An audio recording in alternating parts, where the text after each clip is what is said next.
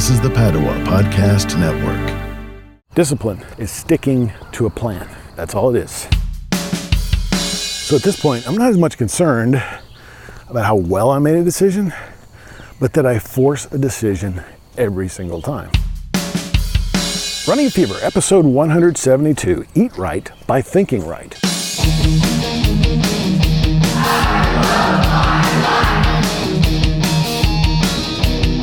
Hey, welcome to the show. I'm Michael Davis, your life-loving, long-living companion on the road to better health and longer life. My goal is not just to add years to my life, but to add life to my years and live a long, healthy, happy, active life right up to the very end, whether it's 80, 90, or 122. So welcome. And by the way, if you're listening on YouTube, thank you. Please hit the subscribe button. If you haven't been to YouTube, there are some videos there. So go check it out, runningafever.com/YouTube. It's a beautiful day at Lake Fayetteville, and the trail, as we call it, it's really a sidewalk kind of. Right now I'm going along a street here, lined with trees, and this long concrete walk part of the trail, and it's drying. It's half dry, and there's kind of streaks of dryness and wetness, and then the left side is still wet. But I haven't felt a drop of rain since I came out here. It's just very muggy this morning. Fitness report. I've been trying to get some more activity in my life because I've gone a little too far over. You know, as I talked about my struggles last episode, and you know, I'm trying to put more activity in than usual, just specifically for this purpose. Not that I want to just be exercising all the time, but some days I will double up and I'll lift weights and I'll have a walk in the evening. I think I did that last week. I took a couple of walks and also played racquetball, but that's usually in place of lifting weights because I do it early in the morning. So I'm doing that, lifting weights 4 days a week and playing racquetball 2 days a week. And I'm happy to say the last 3 times I hadn't had any serious problems. I don't want to call it a serious injury, but you know, the first, I guess it is a serious injury. It's bursitis, and I still, that kept me out for like 6 weeks, but I still have some soreness there. But it's the kind of thing that I can handle, and hopefully will also get better over time. I don't really feel my knee anymore, you know. It's been over a year since my tragic knee injury that really brought me down for a while. I was just really worried because it was early in my journey. Good morning. But not too worried about it right now. And I've been exercising a while, and hopefully the type of injury that I got. Of course, here's the thing. I did a new type of exercise, right? So that is like, kind of like starting over again. I mean, when you're exercising regularly, your body's in better condition. It has more defenses against injuries, I think, just because of the circulation, the movement that you're doing. But when you start moving in different ways, I think you can expect different risks. And that's what happened, I think, with my move into the racquetball arena. So I'll have to be careful when starting new activities at just sort of easing into them, the same way that I eased into exercise in general a couple of years ago. So the topic for today is Eat Right by Thinking Right. And I know what you're thinking. You know, eat right? Really?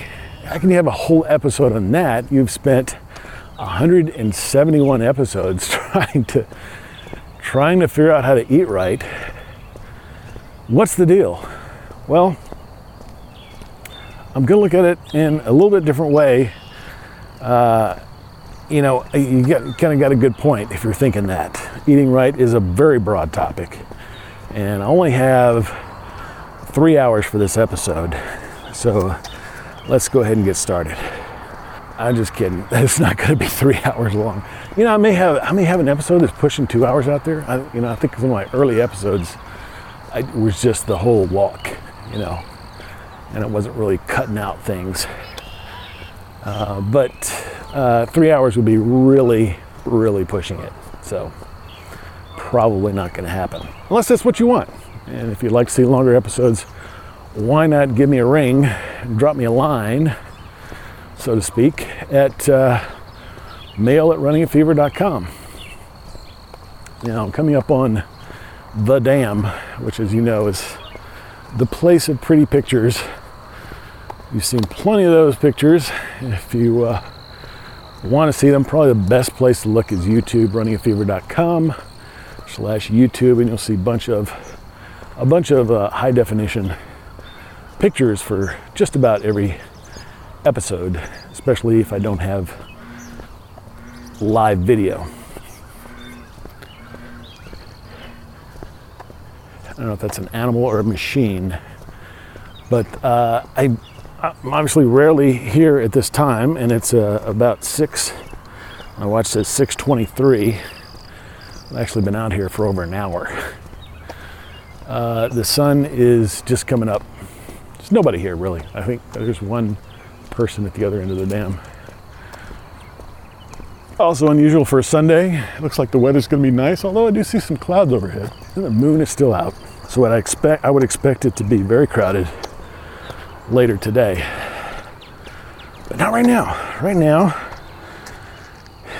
it's relatively uncrowded, although you can still hear the traffic in the background. I'm going to take another amazing Lake Fayetteville picture, or 2 or 3, with the sun and the sky, and just, it doesn't get much better than that. So you can probably expect that as the featured photo for today. Back to the subject at hand.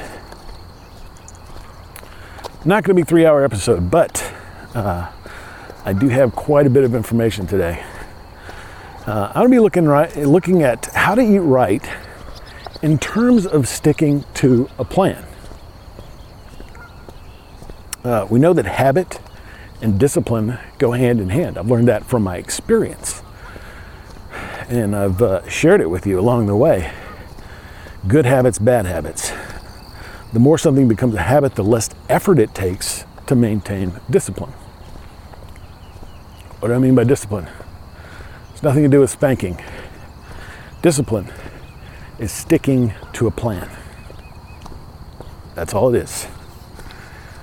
Sticking to a plan. You say someone is undisciplined, it means they're all over the place. Their life is chaotic. Discipline brings order. So self-discipline is the best kind, probably, I would say. Sometimes you need a little help. I was talking to a friend who has a young employee who is having trouble showing up for work on time. We both agreed he probably could use some time in the military. That might help him to learn discipline and learn self-discipline.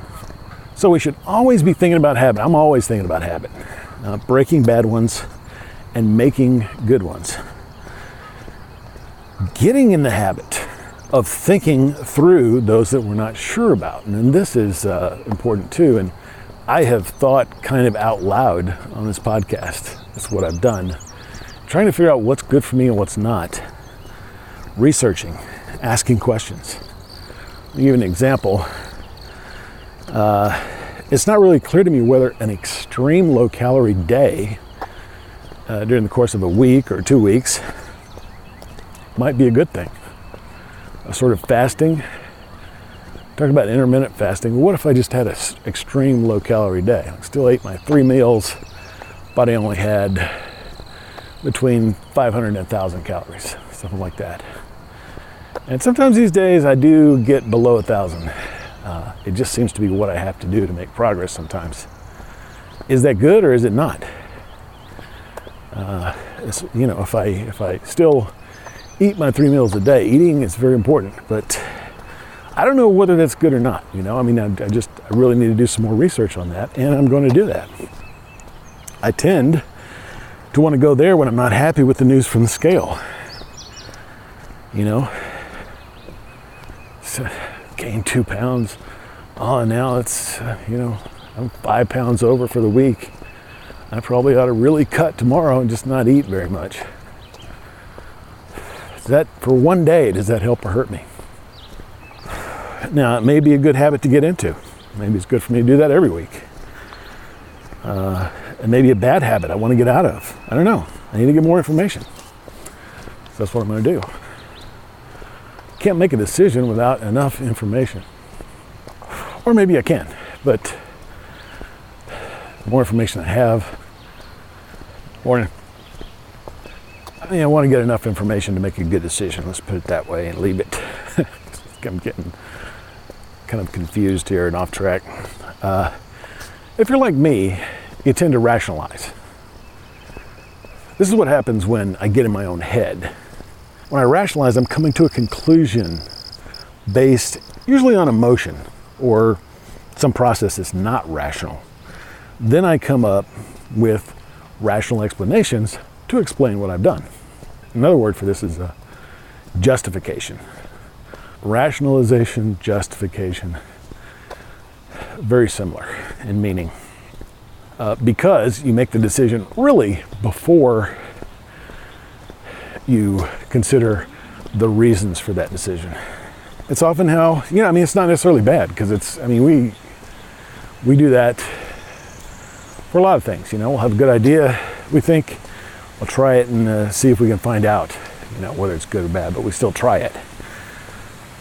So it's this emotion, sometimes how we come up with new ideas. Like intermittent fasting, for example. A lot of rain recently, and so the spillway can be very active today. Yeah, if you can hear me, it's really been raining, and it's like a waterfall over here. Ducks are sitting watching it on the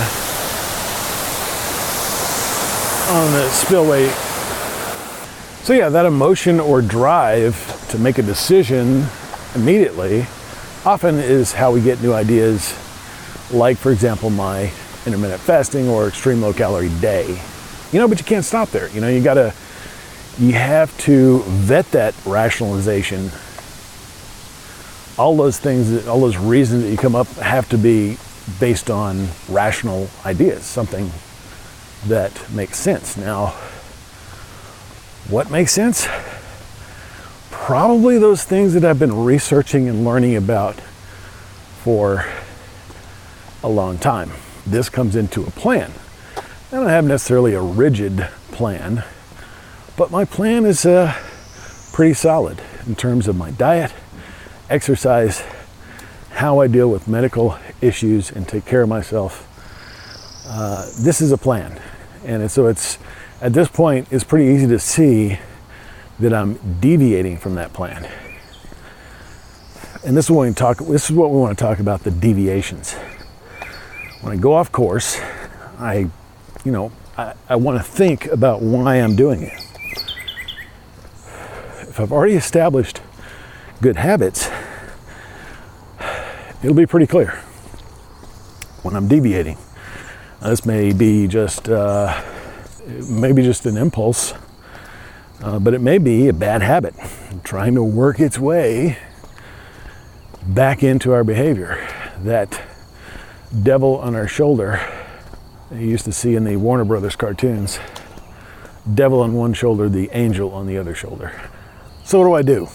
When I go off course, and it inevitably will happen, we all make mistakes and none of us is perfect all the time. Certainly not me. When I go off course, I want to think about it. I want to think about why I'm doing it. If I already have established good habits, it'll be pretty clear when I'm deviating from them. Now, this may be an impulse or just maybe another bad habit trying to work its way back into my behavior. So I should be able to recognize these interruptions immediately. And then I ask the question, why? Why am I doing this?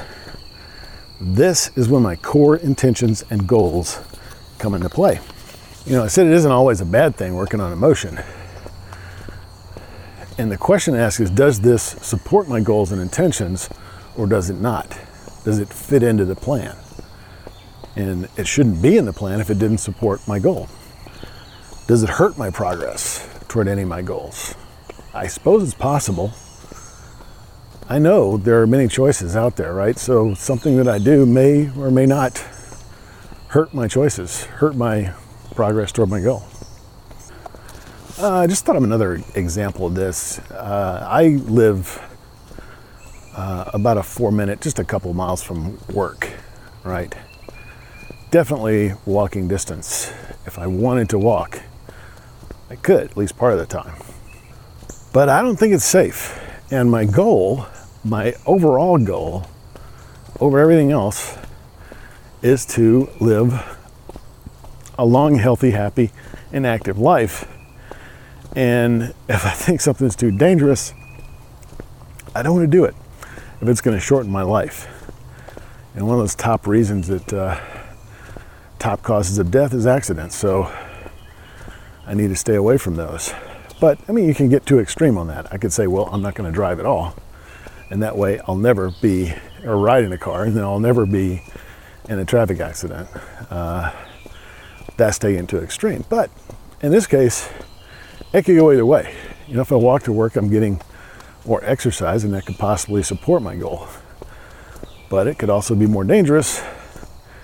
So some of these could go either way. And, it may not be either or. In that case, you're free to choose whichever one you choose based on the decision that you made, that's not hurting or helping.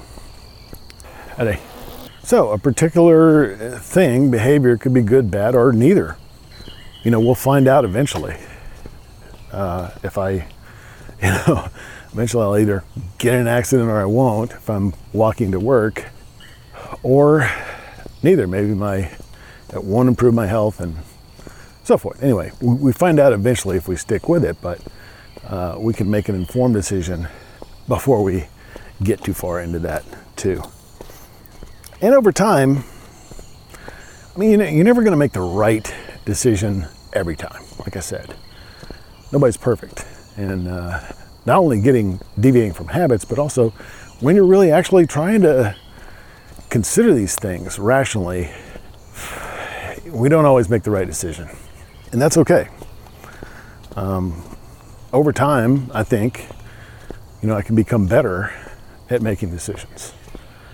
There was a time when I thought, well, you should drink, 40 ounces. I don't know how many ounces, 100 ounces, 200 ounces. There was a time when I thought you should drink lots and lots, over too much water, basically. And I didn't know how much was enough water. And I found out that the information I had was based on what bodybuilders do or actors do right before they have to be on camera for a photo shoot or in a bodybuilding competition to get super lean. And it's not healthy to do on a long-term basis. We get better at making decisions over time, I think.